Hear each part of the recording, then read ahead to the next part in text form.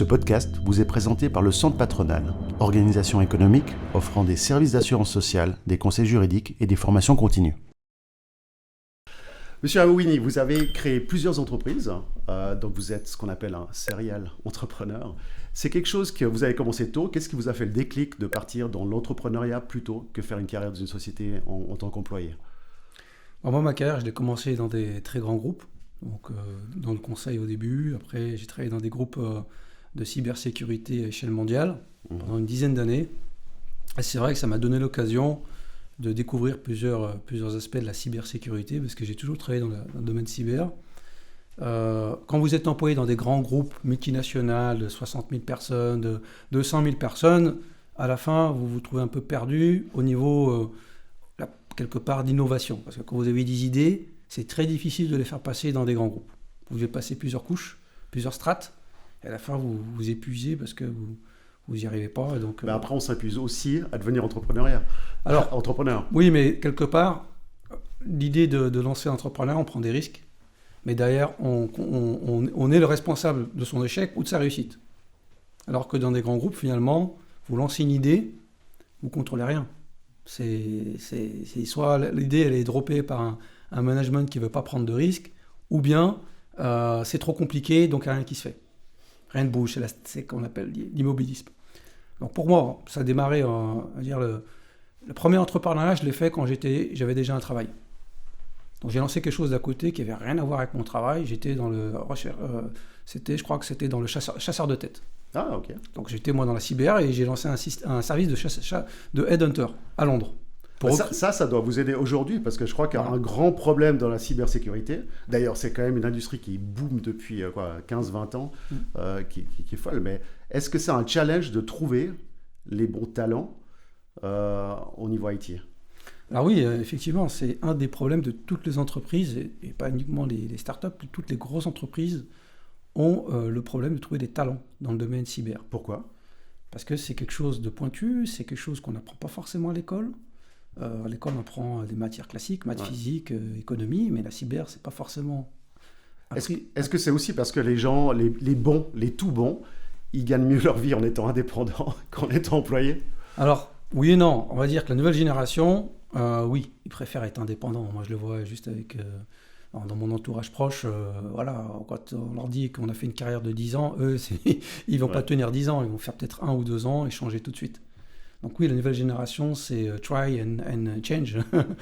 Donc nous, on était plutôt un employeur, la stabilité, un salaire à la fin du mois. L'entrepreneuriat, c'est le risque.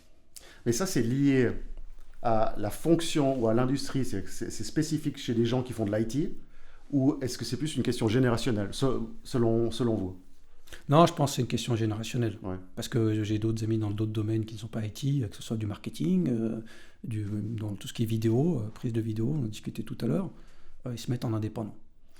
La cyber security, avec toute l'évolution, le buzz de l'AI, l'intelligence artificielle actuellement, est-ce qu'il y a un rôle, est-ce que c'est un challenge supplémentaire pour la cyber security, l'AI? Alors oui, on en discutait tout à l'heure. Si vous voulez, l'année dernière, il y a la sortie de ChatGPT. Donc presque un an exactement, ça a changé la donne.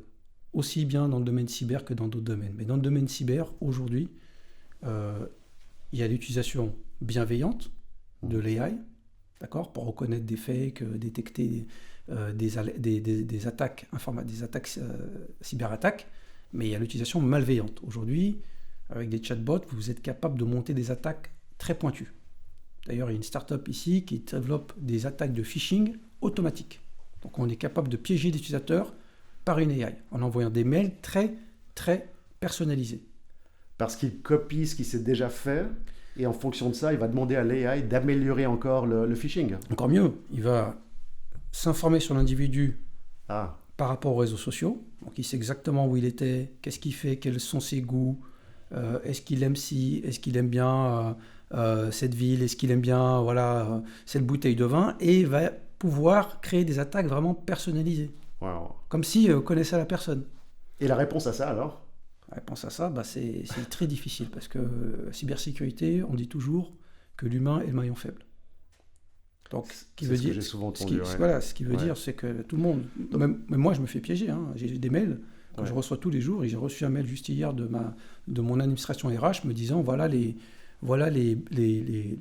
compensations et les bonus de l'année. Sauf que les bonus, c'est moi qui les décide, donc j'étais tenu de recevoir un mail de ma RH.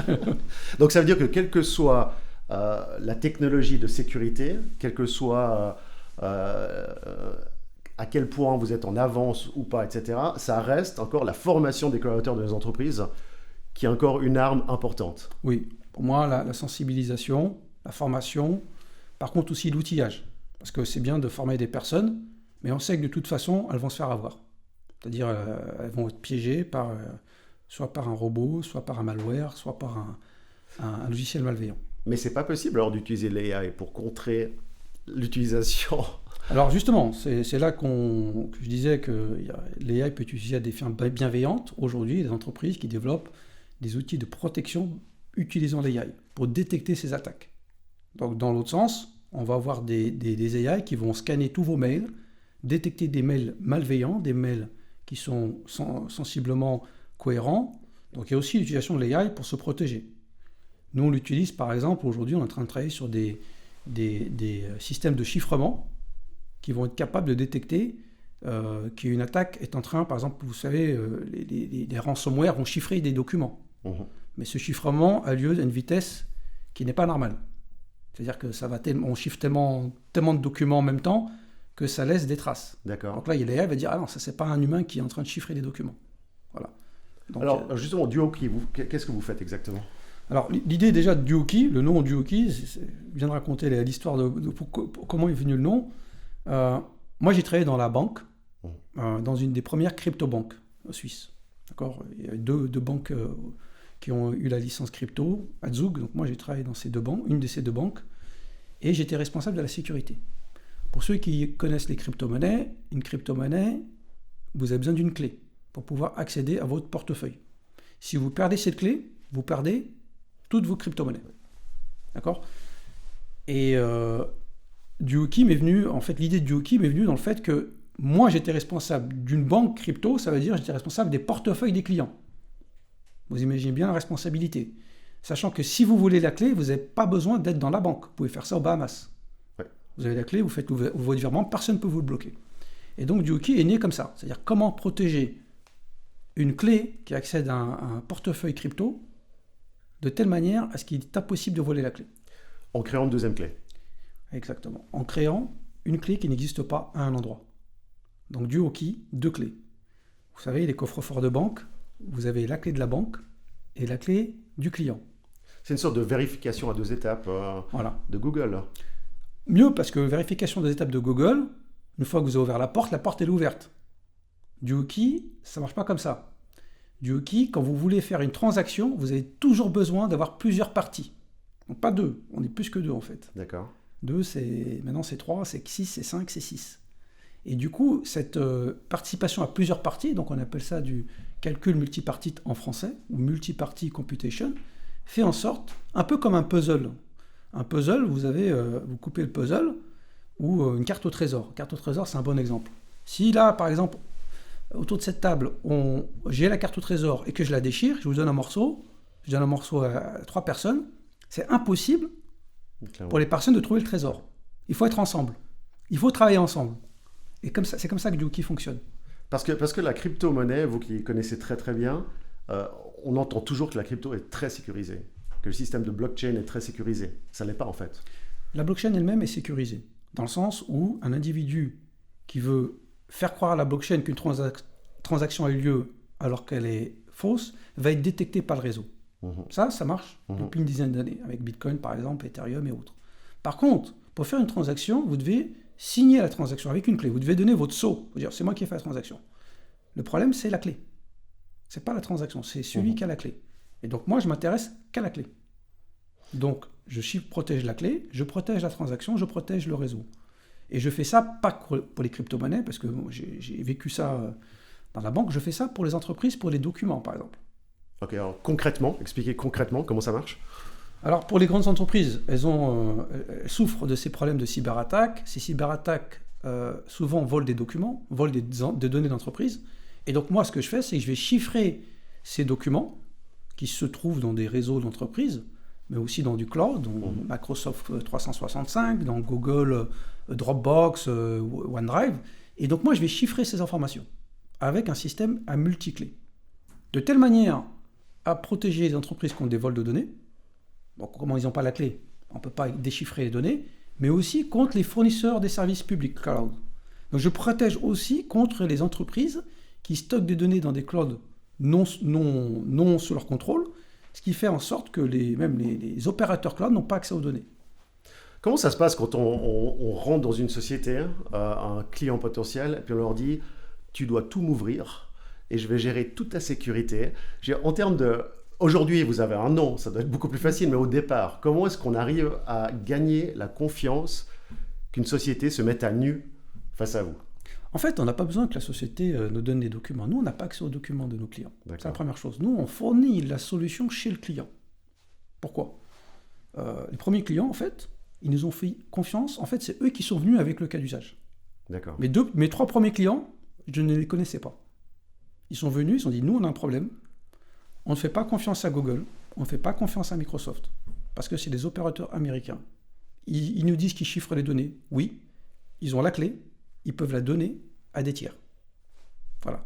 Donc déjà, ils ont le problème de confiance. Mon système, en fait, vous faites confiance à personne. Ni à Duoki, ni à un seul composant. Pourquoi? Parce que vous n'avez pas la clé? Je n'ai pas la clé. Moi, je n'opère pas le système. Je suis comme, on va dire, un réseau blockchain. Le client décide où il va mettre ses serveurs qui vont collaborer, donc ces fameux nœuds, on appelle ça les nœuds. Il le met où il veut, en Suisse, en Allemagne, en Europe, mais il en met plusieurs, à travers le monde.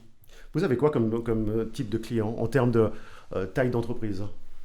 Alors, à la différence de quand j'ai commencé Duoki, je pensais faire les petits clients, petites PME, pour chiffrer des documents de petites sociétés. Mais en fait, je me suis trompé dans le business plan, donc j'ai réajusté très rapidement, et j'ai tout de suite vu que c'était un besoin pour des grands groupes de luxe. Donc, deux groupes de luxe travaillent avec nous pour protéger la marque.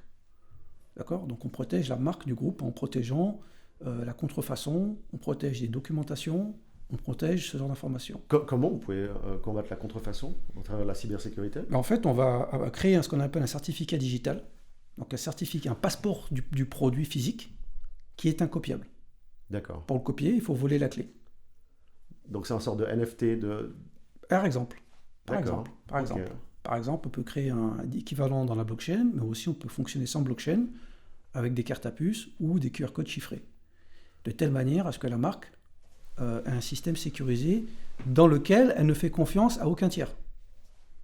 Compris, d'accord. C'est quoi l'évolution maintenant, ces 10, 15, 20 prochaines années dans le monde? Quel est le plus grand challenge en termes de sécurité? Est-ce que c'est lié à l'IA? Est-ce que c'est lié aux données personnelles? Comment est-ce que vous voyez un peu l'évolution des besoins des entreprises en termes de sécurité? Ou des particuliers aussi, hein, parce que... Oui. On disait auparavant, problème de talent, trouver des talents. Ouais. Aujourd'hui, moi je vous avoue que chercher des pointes en cybersécurité, c'est quasiment impossible. Parce que moi, je n'offre pas les salaires que Google peut offrir ou qu'une entreprise comme Microsoft peut offrir. Donc je me rabats sur des chercheurs qui sont... Voilà, la chance de m'être installé ici à Lausanne, c'est que j'ai accès à plusieurs laboratoires, de l'EPFL, de PFZ, de Yverdon, de la HSSO Valais, donc je m'entoure de laboratoires. Donc déjà, je travaille beaucoup avec la recherche. Le challenge, ça va être quoi? Ça va être human resources. Donc ça, c'est le premier challenge. Parce que pour contrer les attaques, ceux qui attaquent, eux, ils n'ont pas de problème de human resources. Pourquoi? Ils automatisent tout. Ouais. Ils utilisent déjà l'AI depuis quelques années, ce n'est pas une nouveauté pour eux. C'est vrai que les meilleurs talents, c'était ceux qui étaient du côté sombre avant, ou c'est une légende? En fait, il faut connaître, pour être bon en cybersécurité, il faut connaître les attaques. Il faut connaître les attaques, parce qu'elles sont de plus en plus pointues. Donc les bons, ceux qui sont vraiment bons, c'est ceux qui font vraiment ce qu'on appelle du red teaming ou du blue teaming, c'est-à-dire qu'ils vont attaquer des systèmes. Et puis ensuite, ils vont informer, attention, je vous ai attaqué, engagez-moi? La plupart, non. La plupart, ils sont, comme vous disiez, la plupart, en fait, bon, on va dire, ceux qui sont dans le côté obscur de la force, comme on dit, eux, ils vont pas chercher de travail. Ils sont rémunérés avec des ransomware, en crypto-monnaie, et c'est très bien pour eux. Il faut juste qu'ils se trouvent dans un pays où il n'y a pas d'extradition. Parce qu'il y en a qui se font attraper, Mais il y en a, c'est quoi le pourcentage des gens qui se font attraper? Je ne peux pas vous dire, ça c'est... Selon vous? C'est une minorité? C'est une minorité, c'est ceux qui ont fait une erreur ou ceux qui ne sont pas bons du tout parce qu'ils se sont fait attraper, mais la plupart, ceux qui vraiment, les groupes d'hackers ou ce qu'on appelle les advanced, qui travaillent dans vraiment des groupes de cybercrime, ils sont organisés. C'est ça, c'est vraiment des sociétés qui sont organisées avec une structure et tout ça. Une structure décentralisée. C'est pas une structure centralisée comme une entreprise. C'est-à-dire? C'est décentralisé, c'est des petits groupes et ils collaborent. Je te donne ça, je te vends. Un groupe va développer un malware, il va le vendre à un autre groupe. Donc il y a des gens qui développent uniquement et qui les vendent. Mais c'est qui finance ça derrière? Mais je vous dis, il y en a qui développent, ils vendent, ils gagnent de l'argent en crypto. Celui qui va l'exploiter, il va gagner de l'argent. Il va le revendre à un autre groupe pour dire là j'ai trouvé des documents de cette entreprise, qu'est-ce qu'il va en faire de ces documents? Les documents, il va les revendre. Il va donner à un autre groupe qui va les acheter. Ça peut être des nation-state attacks, ça peut être des industriels aussi. Donc les gens vont payer, ils vont payer comment? Alors la crypto-monnaie, ce qu'on appelle, il y a des systèmes de crypto-monnaie qui sont, on appelle ça anonymes, d'accord? Et c'est celles-là qui sont massivement utilisées. Alors Bitcoin n'est pas utilisé pour ça. La plupart des paiements se font certes en Bitcoin, mais derrière c'est mixé. C'est l'avantage et l'inconvénient des crypto-monnaies, c'est qu'il y a des systèmes qu'on appelle de mixing, c'est un peu qu'on appelle ça la machine à laver. Vous mettez plusieurs transactions en même temps, vous les mixez, vous sortez 1 million de transactions. Donc allez voir dans 1 million de transactions où est-ce que votre crypto-monnaie s'est répartie. Donc nous, Juki, on ne travaille pas sur ça, parce qu'on a arrêté de travailler dans les crypto-monnaies, c'est un monde à part. Nous, on s'intéresse aux grands groupes. Et qu'est-ce qui vous a attiré de partir dans ce domaine-là? Est-ce que c'est la course du gendarme du voleur? Est-ce que c'est le besoin réel des sociétés? Est-ce que c'est l'amour de l'IT? Qu'est-ce qui vous a fait partir là-dedans, déjà avant en tant qu'employé dans la sécurité? Alors moi, j'ai un profil académique en mathématiques. Donc j'ai fait des mathématiques appliquées et donc j'ai appris les principes de cryptographie. Donc ce qui m'a attiré principalement... Cryptographie, c'est juste pour... Le chiffrement, les techniques de chiffrement, de protection de données, aujourd'hui, quand vous utilisez vos systèmes tous les jours, vous avez du chiffrement. D'accord ? On parle de VPN des fois, de connexion chiffrée, de protection. Moi, ce qui m'intéresse, c'est la protection de la vie privée. Ça, c'est une de mes missions. C'est pas utopique, ça? Alors, oui et non. Il y en a qui vont vous dire c'est possible, d'autres qui vont dire c'est pas possible, parce que les gouvernements, ils imposent des lois qui empêchent la full privacy. Mais c'est pour protéger la vie privée, c'est aussi se protéger contre l'utilisation abusive des données personnelles. Parce que ça peut se retourner contre vous. Il y en a qui disent de toute façon, moi, j'ai rien à cacher. Certes, partagez avec vos assurances maladie, vous verrez votre prime augmenter et vous ne saurez pas pourquoi. D'accord ? Et donc, c'est une incidence, le fait de tout donner sans être conscient sur sa vie personnelle. Il y a ça. Donc, c'est utopique, certes, mais il y a des solutions pour minimiser l'exposition des données personnelles. Mais ça, c'est quand même fou que c'est un sujet qui n'est même pas éduqué à l'école. Les jeunes sont très, très peu sensibilisés là-dessus, alors qu'ils sont depuis l'âge de 11 ans sur Facebook, Instagram, etc. Et c'est vrai qu'il y a une sensibilisation. Enfin, en parlant de ça, est-ce que vous, dans les sociétés, vous avez aussi ce rôle de formateur des employés, de sensibilisation, ou c'est quelque chose que les sociétés gèrent d'une autre manière? Alors moi, on va dire, dans mon pitch de vente, j'ai un chapitre privacy. On l'appelle privacy, protection des données privées, pour les grands groupes. Si on parle d'un grand groupe industriel qui a développé de la propriété intellectuelle, d'accord ? Qu'est-ce qui se passe si cette propriété intellectuelle est volée par un concurrent? C'est une catastrophe. Financièrement, le concurrent qui sort faut déjà le savoir. Faut déjà le savoir, mais il va sortir une machine ou une copie d'un produit conforme sur le marché avant que même le produit soit développé. C'est une catastrophe. Donc moi, je sensibilise les grands groupes par rapport à ça. Le fait qu'ils développent de l'IP, les labos ont des projets R&D, ça coûte des millions, voire des milliards. Et est-ce que c'est vrai qu'il y a beaucoup d'attaques qui ne sont même pas détectées? Oui, bien sûr. Où les gens ne le savent même pas? Oui, j'ai dans mes connaissances des entreprises qui trouvent juste maintenant des attaques qui ont lieu l'année dernière, qui découvrent maintenant. Donc en général, une attaque n'est pas révélée. Mais ça laisse toujours une trace. Si on cherche. Ouais. Si vous ne cherchez pas, vous verrez. Il y a une stratégie, c'est on ne cherche pas, on est tranquille, on n'a pas d'attaque. Celle-là, elle marche bien. Mais elle marche le temps, on va dire, où on découvre que les données de ses clients sont publiées sur le dark web. D'accord ? Quand je dis publié, c'est vendu, et derrière, c'est catastrophe au niveau de la marque. Les clients vont se rebeller, on va dire, on n'achète plus chez ce fournisseur, et il a mis nos données sur Internet, on arrête. Faillite. Vous offrez, juste pour comprendre votre offre de service, comment ça se passe pour travailler avec vous? Vous avez des sortes de packages, vous travaillez à l'heure, vous faites des audits au départ, peut-être pour analyser une situation d'entreprise avant de faire une offre, juste pour comprendre votre approche. Juki, en fait, on a été créé avec... moi, j'ai fait beaucoup de conseils. Donc, j'ai travaillé dans des grands groupes de conseils. Donc, je sais que ça faut beaucoup de temps. Pour vendre, par exemple, un projet, il faut faire du conseil. Moi, je n'ai pas cette taille, je n'ai pas la possibilité de faire du conseil. C'est-à-dire, moi, je n'ai pas 50 consultants qui sont prêts à aller chez les clients, faire tout ce processus. Donc, moi, j'ai un réseau de partenaires qui s'occupent de ça, et des gros partenaires. D'accord. En Suisse, en Europe, des grands groupes de conseils, avec lesquels j'ai signé des partenariats. Comme Ernst & Young ou des sociétés de ce type. Voilà, des Accenture, des SoftwareOne, des Atos, Eviden, qui font ça pour moi. Mais ils ont déjà cette offre. Moi, je ne vends que du produit. C'est-à-dire des solutions techniques qui permettent de faire du chiffrement de documents, de données, de bases de données, cloud et autres. Donc je vends que des produits, donc des licences. D'accord. Parce que la problématique dans le domaine technique, l'IT, etc., tout comme l'AI, etc., c'est que c'est dur pour les entreprises de comprendre réellement ce qu'elles vont acheter, parce que c'est tellement spécifique, c'est tellement un langage particulier que je pense que vous devez parfois être confronté à ça, c'est-à-dire vous parlez des langages différents. Oui. Oui, tout à fait, je confirme. C'est pour ça que je ne suis pas un bon vendeur. Parce que souvent, quand je parle de ces technologies de chiffrement distribué, les clients ne comprennent pas. Ils disent, mais ça me sert à quoi? Mon problème, ce n'est pas ça.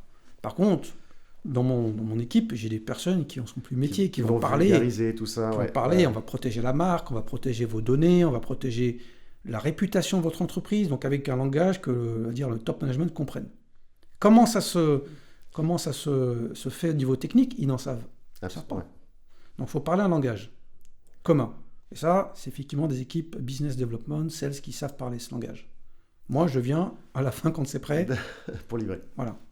Monsieur Awini, avec toute votre expérience, quelles sont les choses qui, dans votre carrière, depuis le départ, vous a le plus fait changer, qui vous a plus éclairé, on va dire et est-ce que c'était lié à un événement ou quel est un enseignement majeur que vous pourriez partager, que si vous le saviez à 20 ans, ça aurait été bien? C'est ce que je dis à mon fils. C'est de toute façon, pour faire de l'entrepreneuriat, il faut prendre des risques. Donc moi, ce que j'ai appris de cette story, parce que Juki, c'est une parmi d'autres, comme je vous dis au début, j'ai eu des échecs. J'ai eu 4 startups, j'en ai foiré entre guillemets 3. Et c'est en apprenant de ces échecs qu'on sait qu'est-ce qu'il faut faire, et qu'on se dit, heureusement que j'ai eu ces échecs, heureusement que j'ai foiré, parce que j'ai appris des choses. Ça peut être on va dire des échecs dus à des personnalités différentes, ou bien des échecs parce qu'on a vu trop gros, ou bien on s'est focusé sur trop de lièvres, et en fait, on n'a pas réussi finalement le succès qu'on escomptait. Donc moi, en fait, aujourd'hui, ce que je regrette, c'est pas d'avoir démarré plus tôt. Parce que j'ai commencé vraiment à me lancer après mes 40 ans. J'aurais bien voulu démarrer à l'âge de mon fils, qui a 22 ans et qui est déjà, lui, un esprit entrepreneur. Il a déjà cette graine. Pourquoi? Parce qu'il a vu son père être employé, faire finalement suivre les instructions d'un manager. Je regrette de ne pas avoir commencé plus tôt. Voilà. Par contre, moi, ce message que je pourrais passer aux jeunes, c'est faut tenter. Qui ne tente rien n'a rien. Qu'est-ce qui fait qu'on ouvre une boîte, ça ne marche pas, on ouvre une deuxième, ça ne marche pas, une troisième, ça ne marche pas, et on est toujours là, et on avance toujours? Alors, c'est clair que, je dirais, ce qui permet d'être résilient, c'est-à-dire quand vous avez un certain nombre d'échecs, si vous êtes seul, vous n'y arriverez pas. Parce que vous allez déprimer, vous allez arrêter, voilà. Moi, c'est mon entourage. Personnellement, j'ai un entourage qui m'a supporté, parce que quand vous vous lancez dans l'entrepreneuriat, il faut être bien accompagné. Aussi bien au niveau familial, c'est-à-dire votre femme, vos enfants, parce qu'un entrepreneur, c'est un sacrifice. C'est je ne vais pas dire du 24/7, mais vous êtes quasiment non-stop dessus. Et donc, l'entourage est important. Il ne faut pas négliger l'entourage. Il faut avoir l'accord de l'entourage avant de vous lancer. C'est-à-dire que vous n'avez pas l'accord de votre entourage, vous n'allez pas les préparer, ça ne va pas bien se passer. Et ça, c'est une leçon aussi. Parce que j'ai eu beaucoup de cofondateurs, d'entrepreneurs qui ont eu aussi ces problématiques ils se lancent, ils travaillent non-stop, ils ne se rendent pas compte. Et ils oublient leur entourage. Donc pour moi, premier succès, c'est l'entourage. Très important, l'entourage, c'est un super message. Merci infiniment. Ouais.